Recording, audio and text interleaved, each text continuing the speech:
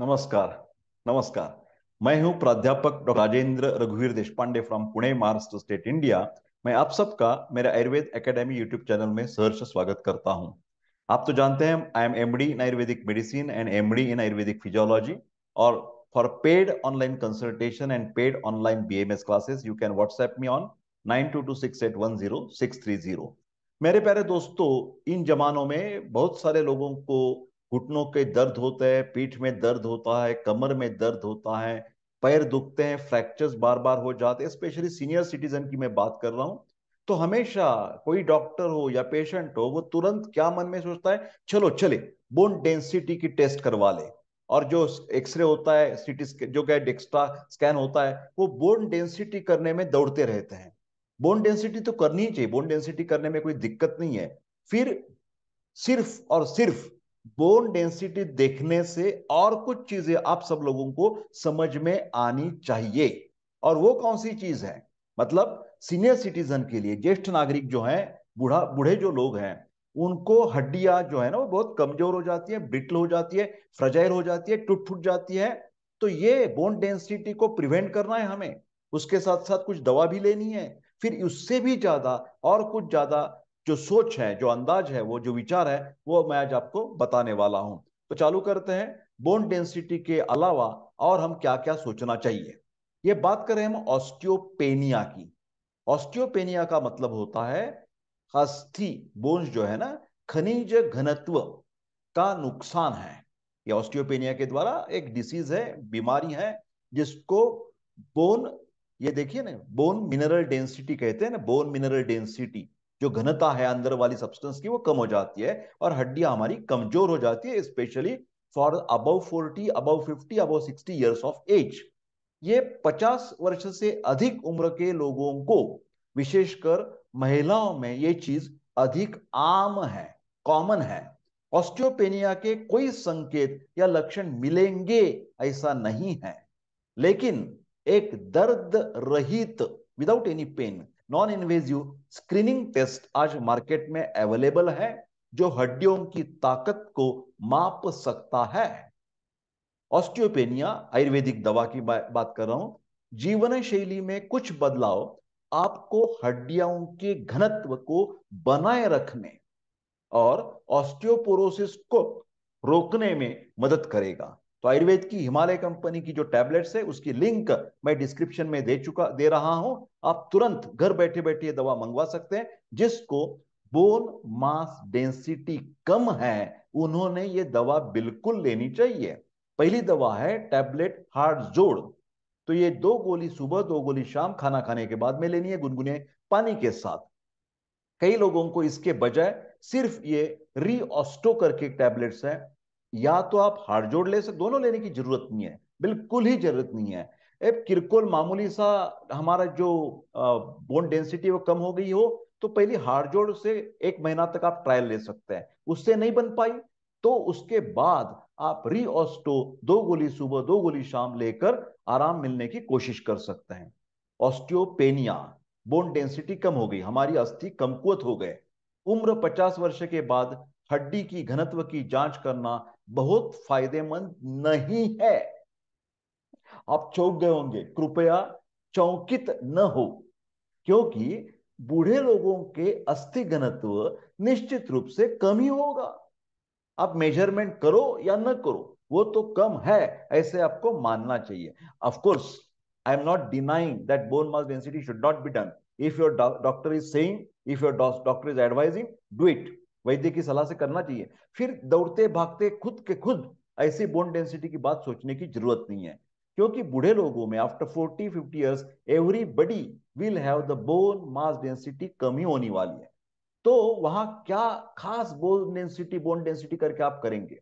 बूढ़े लोगों में निश्चित रूप से ऑस्टियोपोरोसिस होता है, और उम्र के साथ साथ ऑस्टियोपोरोसिस का स्तर निश्चित रूप से बढ़ेगा, और घायल घायल होने का खतरा बढ़ेगा। यह सेंटेंस इंपॉर्टेंट है, घायल होने का। You will be get disability. और हमें इस लेक्चर का पर्पज है कि हम डिसएबिलिटी से कैसे बच पा सकते हैं। हमें परावलंबित्व नहीं होना चाहिए। हाँ, वो कैसे बच सकते हैं?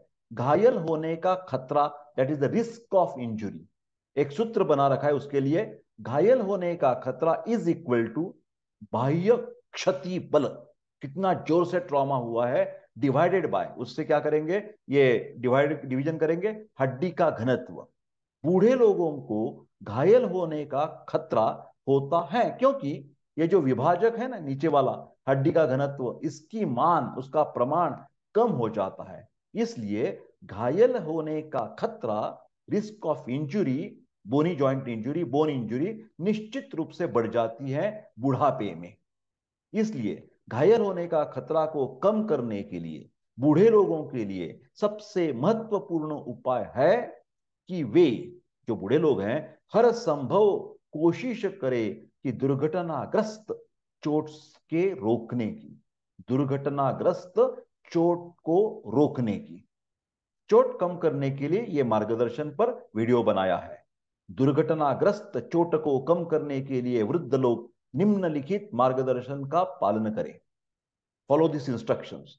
कभी भी किसी चेयर या स्टूल पर खड़े होकर कुछ लेने की कोशिश मत करिए, मत करिए।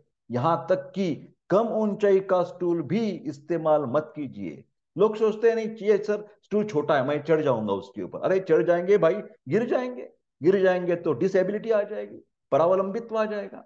बरसाती दिनों में बाहर जाने से यथासंभव बचना चाहिए, नहीं जाना चाहिए। पैर पैर फिसल जाते हैं, हड्डियां टूट जाती हैं, फ्रैक्चर बन जाता है। फिसलने से बचाने के लिए, फिसलने से हमें बचना है, नहाते समय या शौचालय का उपयोग करते समय विशेष रूप से ध्यान रखें। वॉशरूम में एंटी स्कीड फ्लोरिंग बिठाना अत्यावश्यक है। इन मार्गदर्शनों को पालन करके आप दुर्घटना को कम कर सकते हैं और आपकी सुरक्षा को सुनिश्चित कर सकते हैं। सबसे महत्वपूर्ण बात, विशेषतः महिलाओं के लिए, स्नान घर में अंडरवेयर पहने के बच्चे दीवार या अन्य चीजों का सहारा लेकर वो अंडरपैंट लगाने की कोशिश करते, वैसा मत कीजिए। कुल्हे के जोड़ के फिसलने और फ्रैक्चर का ये सबसे आम कारण है। आप कोशिश करते हैं कि उधर ही सब चेंज करवा लूं मैं कपड़े, ऐसा नहीं करना चाहिए। स्नान के बाद अपने बदलने के कमरे में वापस आ जाइए, एक कुर्सी या बिस्तर पर सुखद रूप से बैठें और उसके बाद कपड़े या अंडरवेयर पहनने की कोशिश कीजिए। पहने, बाथरूम में बिल्कुल पहनने की, ऐसा ऐसा एक हाथ से आधार लेकर करने की मत कोशिश कीजिए, फिसल जाएंगे पैर और ट्रॉमा हो जाएगा। शौचालय जाते समय सुनिश्चित करें कि बाथरूम का फ्लोर सूखा होना चाहिए और घिसने वाला नहीं होना चाहिए। केवल कमोड का उपयोग कीजिए, लेकिन साथ ही कमोड सीट्स के सीधे उठते समय इसे पकड़ने के लिए एक जो हैंडरेस्ट रहता है, उसके पकड़कर, हैंडरेस्ट को पकड़कर आप खड़े होने की कोशिश कीजिए। इसी तरह स्नान करते समय, बाथ स्टूल पर बैठते समय यही नियम लागू होगा। हमेशा वो जो हैंड रेस्ट हम बनाते हैं, बनाना चाहिए, स्टील के रॉड्स उधर उधर होनी चाहिए, शौचालय में होनी चाहिए, बाथरूम में होनी चाहिए। घर वाले जो बच्चे हैं, रिश्तेदार हैं, वो बूढ़ा लोगों को, उन्होंने ये सब चीजें हमारी सीनियर सिटीजन के लिए, माता पिता के लिए करनी चाहिए। चोट कम करने के लिए मार्गदर्शन, रात में सोने से पहले घर के फ्लोर को साफ करने का ध्यान दे, क्योंकि रात होता है, अंधेरा होता है, और जब फ्लोर गीला हो तो दोहरी सावधानी बरतनी चाहिए।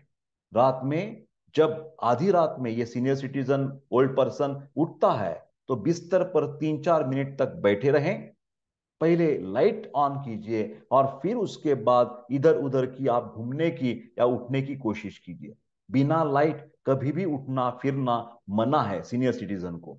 कम से कम रात में, या यदि संभव हो तो दिन के समय भी कृपया शौचालय के अंदर से दरवाजा बंद नहीं करना चाहिए। यदि संभव हो तो शौचालय में एक अलार्म घंटी लगवाएं, ताकि किसी भी आपातकालीन में परिवार के सदस्य को चेतावनी मिल सकती है। वार्निंग बेल, बेल लगाना चाहिए। वृद्धावस्था के लोगों को एक कुर्सी या बिस्तर पर बैठकर ही पैंट या कपड़े पहनने चाहिए।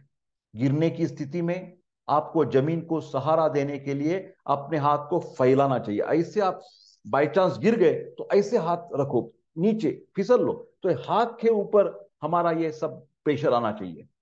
कुल्ले पेल्विक गर्ल जो है ना, कुल्ले के जोड़ पर उरु गर्दन को फ्रैक्चर करने की तुलना में प्रकोष्ठ या कलाई को फ्रैक्चर करना बेहतर है।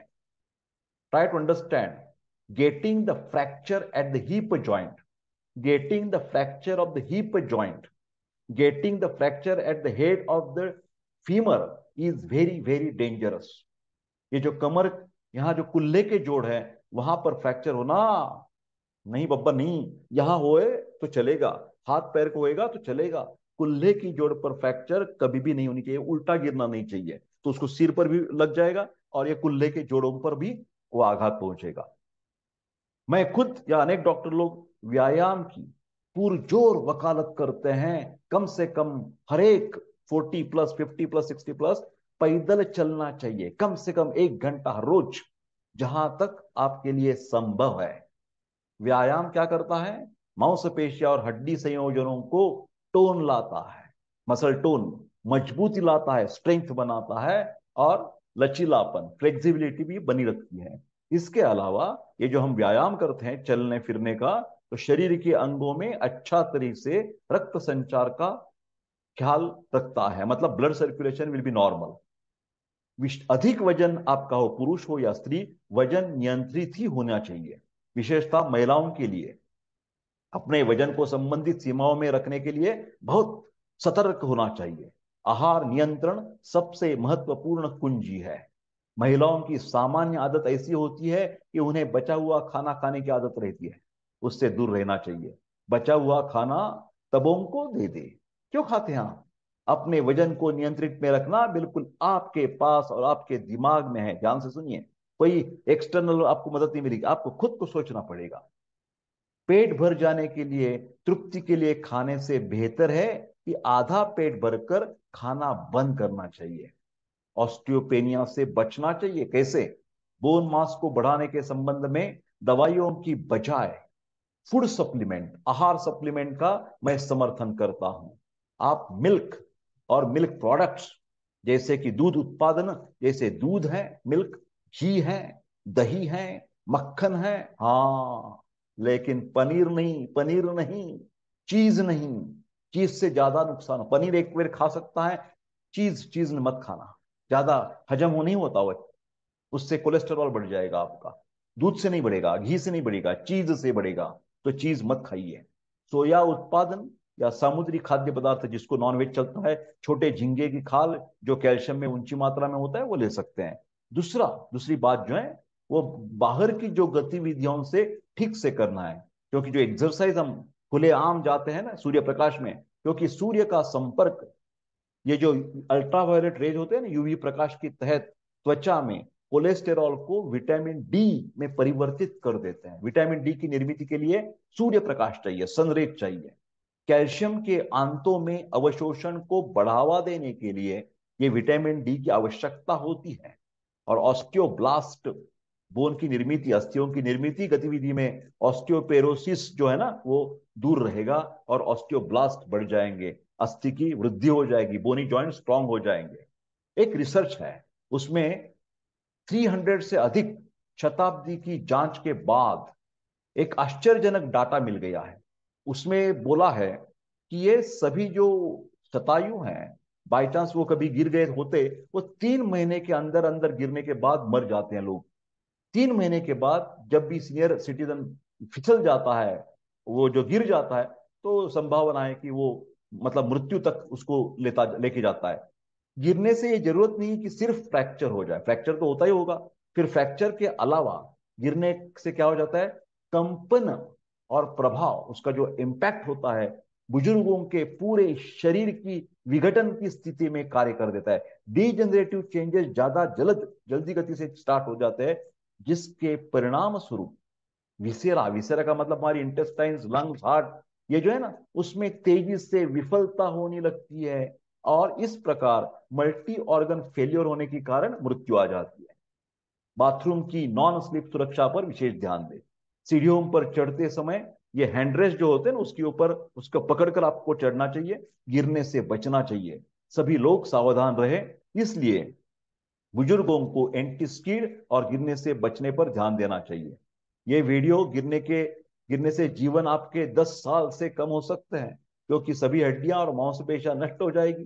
सर्जरी का कोई यूज नहीं होता, और रूढ़िवादी जो उपचार होते हैं, ट्रेडिशनल जो, उसका एक बोझ बन जाते हैं। तो सावधान रहिए। इस वीडियो विशेष रूप से बुजुर्गों और उनकी देखभाल करने वाले जो भी रिश्तेदार हैं उनके लिए बहुत उपयोगी है। तो कृपा करके वीडियो लाइक शेयर कर दीजिए और चैनल भी सब्सक्राइब कर दीजिए। If you want paid online consultation you can contact me on only WhatsApp. Phone calls हम ले नहीं सकते। वैधानिक इशारा, कौन सी भी बीमारी में यथावश्यक यथाकाल वैद्य की सलाह लेना जरूरत है। मिलते हैं अगली वीडियो में इसी तरह इंटरेस्टिंग बातें लेकर। तब तक के लिए स्वस्थ रहे और खुश रहे।